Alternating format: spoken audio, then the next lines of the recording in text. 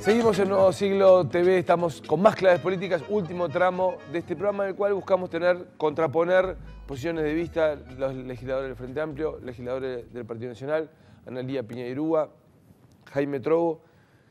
Bueno, los legisladores del Frente dicen que esto no fue casualidad, acá hubo una forma de gobierno que permitió capitalizar un buen momento y traducirlo en buenos indicadores económicos y buenos indicadores sociales, mejores que los que habían logrado gobiernos del Partido Nacional o del Partido Colorado. Bueno, en cuanto a la inversión, notoriamente el régimen de inversión, que ha tenido algunas modificaciones, es el tradicional régimen de inversiones que el Uruguay tiene, de promoción de inversiones. No olvidemos que las grandes inversiones en Uruguay, sobre todo estas inversiones, digamos, magníficas, que tienen importancia por los volúmenes de recursos que se invierten, como es, por ejemplo, la planta de celulosa de Botnia, que se aprobó durante gobiernos anteriores al gobierno del Frente Amplio. Inclusive el Frente Amplio estuvo en contra del acuerdo con Finlandia de protección recíproca de inversiones y, por tanto, estuvo en contra del marco que permitía una inversión de esas características.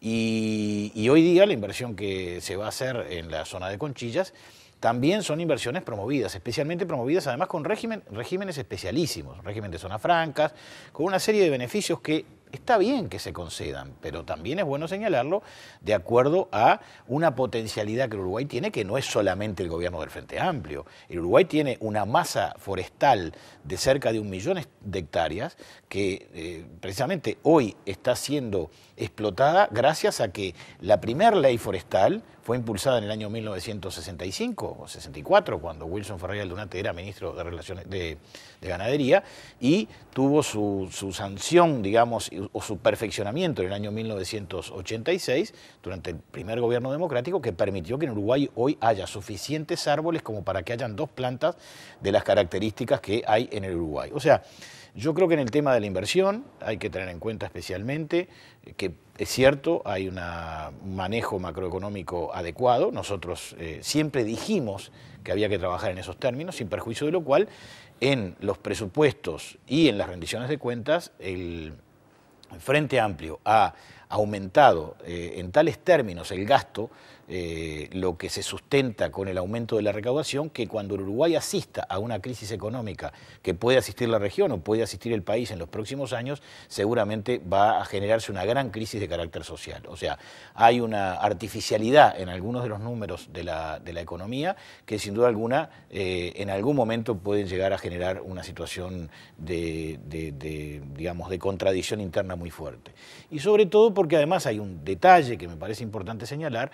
El Frente Amplio ha tenido y tiene una preocupación especial por encontrar un punto de encuentro con los planteos de cierta dirigencia sindical. O sea, el Uruguay está asistiendo a un momento en el cual el gobierno y la dirigencia sindical, sobre todo los líderes sindicales, los más influyentes, que son integrantes, militantes, adherentes y activos dirigentes de partidos que integran el gobierno, ha generado, digamos, un mecanismo de identificación del interés sindical y del interés político del gobierno que puede causarle algunos efectos negativos al país en el futuro. O sea, hay datos interesantes, hay datos buenos, no todo responde a decisiones que ha tomado el Frente Amplio. La coyuntura internacional, como bien decía la diputada Piña Irúa, ha sido muy importante, y los niveles de inversión de los que obviamente se beneficia el país también son el resultado de una circunstancia que no es solamente de la época del gobierno del Frente Amplio. Porque además no hay ninguna duda que muchos de los aspectos de la economía están vinculados con las transformaciones a las que antes el Frente Amplio se oponía.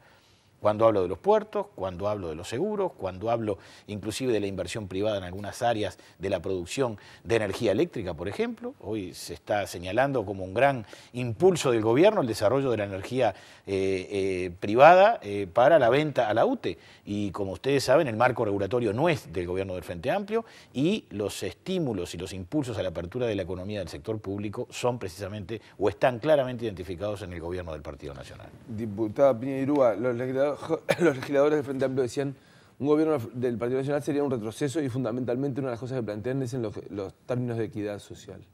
Usted había dicho que entendía que no, que se vivía mejor desde el punto de vista de la equidad con un gobierno blanco. Yo hablé de la distribución del ingreso, un tema que ha sido planteado reiteradamente por el Partido Comunista y por la dirigencia sindical, y que recogió, aunque luego abandonó, el presidente Mujica a principios de este año. Y lo digo basándome en números. En 2 años de gobierno de Lacalle, entre el año 90 y el 92, el 40% de la población más pobre incrementó su participación en la riqueza nacional. Esa es la forma de medir la distribución del ingreso, la participación de la gente en la riqueza nacional, que es el Producto Bruto Interno. El 40% más pobre empezó a percibir 3 puntos más del Producto Bruto Interno. Y el 10% más rico comenzó a percibir 10 puntos menos.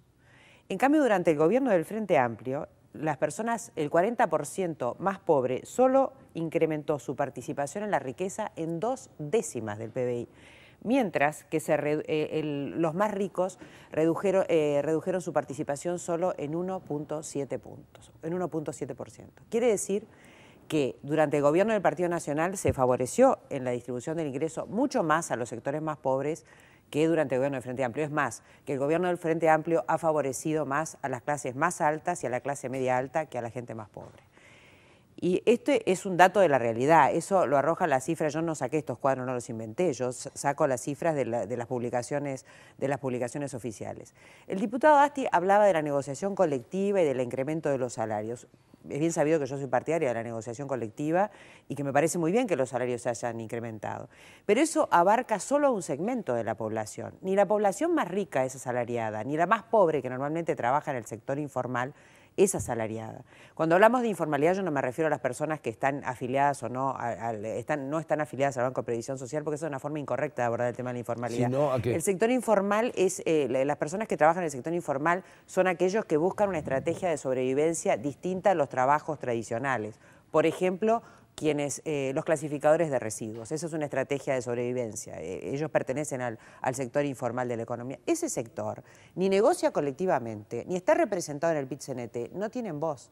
O sea que para esa gente no vale la negociación colectiva, ni vale el incremento de salarios, como tampoco vale para las clases más privilegiadas. La negociación colectiva abarca un sector de trabajadores importante, y que es importante que hayan recuperado ingresos, pero no abarca al conjunto de la sociedad. Los indicadores de pobreza del Frente Amplio, con Ministerio de Desarrollo Social, como decía yo al principio, con una inversión creciente en materia de políticas sociales, que pueden ser cuestionables o no desde el punto de vista técnico, no son diferentes, son en algunos casos mayores que las que tenía el gobierno del Partido Nacional al finalizar su gestión.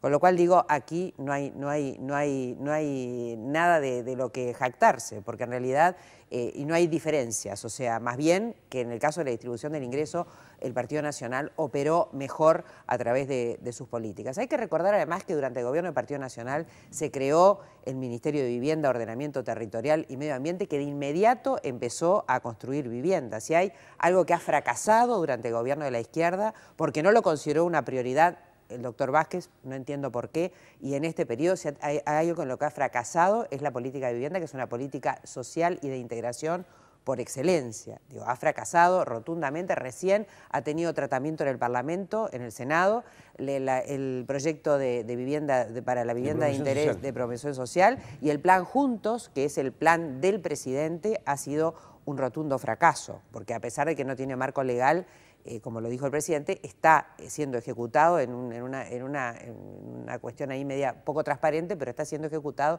con muy pocos resultados.